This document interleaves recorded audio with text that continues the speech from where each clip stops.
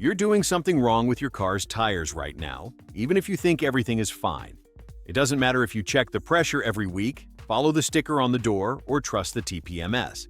The way you're doing it today, your tires are losing lifespan, your safety is being reduced, and your money is slipping away quietly, mile after mile, with no warning light on the dashboard and no clear sign while you drive. The most common belief is simple and comforting. There is one correct PSI, and all you have to do is follow it. You look at the sticker on the door, see a number, set all 4 tires to the same pressure, and believe you did exactly what you were supposed to do. Or you trust that the TPMS will warn you if something is wrong. That logic sounds official, safe, and smart. The problem is that it does not work in real daily use. It only works on paper. The invisible mistake is right there. You treat the number on the door sticker as an absolute rule when it was never designed for the way you actually use your car. That value does not take into account your daily route, the weight you frequently carry, the type of pavement, stop-and-go traffic, or the amount of time the car spends driving with hot tires. Even so, you apply that number as if it were a universal truth. The official rule exists for one specific reason: to make sure the car operates safely in generic scenarios. It was created for controlled testing, average load, and a wide safety margin. It was not created to optimize tire wear, it was not created to maximize durability, and it was definitely not created to save you money in real-world driving. It is a minimum operating reference, not an ideal setup. When you follow that rule blindly, you are not protecting your tires. You are accepting wear that happens too slowly to catch your attention. The tire does not blow out, no warning light comes on, and there is no obvious noise. The damage happens in hiding, and by the time you notice it, you may have already lost thousands of miles of tire life without understanding why. I'm going to show you exactly how this happens in real life, even when everything seems to be done the right way. In practice, the situation is almost always the same. You check your tire pressure every week or every couple of weeks. You use the exact PSI listed on the door sticker. Most of the time you drive alone, you deal with heavy traffic, rough pavement, and long periods with the tires already warm from driving. Everything seems correct. Even so, after 20 or 30,000 miles, the tires already show uneven wear, less grip, and more road noise. You look at them and think it was bad luck, that the tire was low quality, or that the brand let you down. It was none of that. What actually happened is simple. The PSI you set is not supporting the tire properly for your daily driving conditions. With pressure below what is ideal for your real-life use, the tire flexes more than it should with every rotation. That extra flex heats up the casing, strains the sidewalls, and distorts the tread. Contact with the road stops being even, and wear begins on the shoulders of the tire, even if you do not notice it visually at first. This process happens slowly.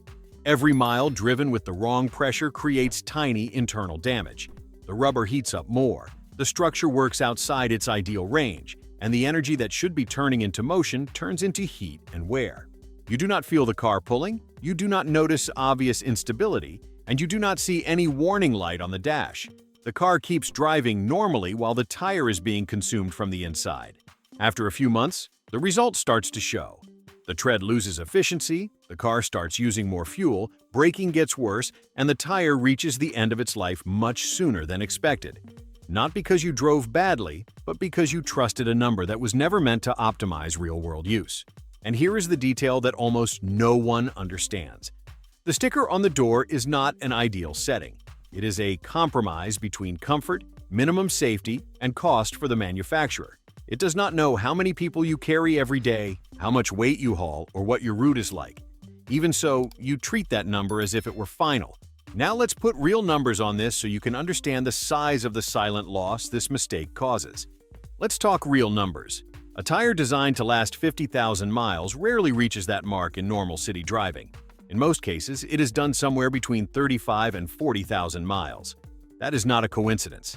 Driving constantly with 2 to 4 psi below what your daily use actually requires is enough to cut tire life by as much as 20%. On a set of 4 tires, that means losing 10,000 miles of use without realizing it. Put that into money, and if you pay $600 for a set of tires, you are throwing away about $100 over the life of that set just by blindly trusting the standard PSI. That money does not disappear all at once. It vanishes little by little, mile after mile, until the day you have to replace your tires much sooner than you expected. And it is not just about money.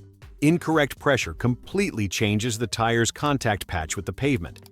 With less pressure than your real-world use requires, the tread does not work evenly across its full width. Grip in corners drops, braking distances get longer, and control on wet roads gets worse. You do not notice this day to day because the loss is progressive, not sudden. The TPMS will not save you from that. It only warns you when the pressure is well below the safety threshold. It does not warn you when the pressure is technically acceptable but functionally wrong for how you actually drive. So you keep driving with confidence, believing everything is fine, while the damage keeps happening underneath the car. The most dangerous part of this mistake is the silence. There is no alert, no obvious vibration, and no immediate feeling of danger. Most drivers only realize it when the tire has already lost performance, or when replacement time comes much sooner than expected. By then, the damage is already done, and there is no way to get that lost lifespan back. Now comes the part that really matters. Fixing this mistake is simple, cheap, and something you can do today without special equipment or guesswork. The fix starts by changing how you see tire inflation. The PSI on the door sticker is not a fixed target. It's just a starting point. If you drive most of the time alone or with light load, in heavy urban traffic, constant stop and go, and rough pavement, inflating exactly to the sticker number usually leaves the tire working below ideal. The correct adjustment is small, gradual, and intentional. You start by adding 1 PSI to all tires and observe the car's behavior for a few days. More stable steering, better corner response, and a freer rolling feel are signs that the tire is working more efficiently. If the car still feels heavy or imprecise, you test 1 more PSI, always gradually, never in big jumps. The goal is not to make the ride harsh or chase maximum comfort. The goal is to make the tire work with less excessive flex, less heat, and more uniform contact with the road. This simple adjustment already reduces uneven wear, improves braking, and lowers fuel consumption. Proper inflation should be done with cold tires, always at the same time of day, preferably before driving. And most importantly, you need to watch wear over time. If the shoulders wear faster, pressure is still too low for your use. If the center wears first, you've gone too far. Fine adjustment solves this without any mystery. There are clear exceptions. If you're driving with a heavily loaded car, multiple passengers, or heavy luggage, pressure needs to go up temporarily. If you're doing long highway drives at constant speed, the logic changes. In sports cars or extreme use, recommendations are different as well. The mistake isn't adjusting. The mistake is treating any number as an absolute rule. When you get this invisible detail right, the gains are real. Tires last longer, the car responds better, braking improves, and fuel consumption drops. You stop blaming the brand, the mechanic, or bad luck, and you start controlling something that was always in your hands. It's a small adjustment that protects your money and your safety every single day. Now be honest with yourself. Do you inflate your tires out of habit or based on real observation of how you use your car? How many people do you know who blindly trust the door sticker and have never questioned it? This is the kind of mistake almost everyone makes while thinking they're doing the right thing. And that's exactly why it costs so much without making any noise. If you never look at tire inflation the same way again after this video has already done its job. If you drive every day and want to stop making silent mistakes that drain money and put your safety at risk without warning, keep following this channel.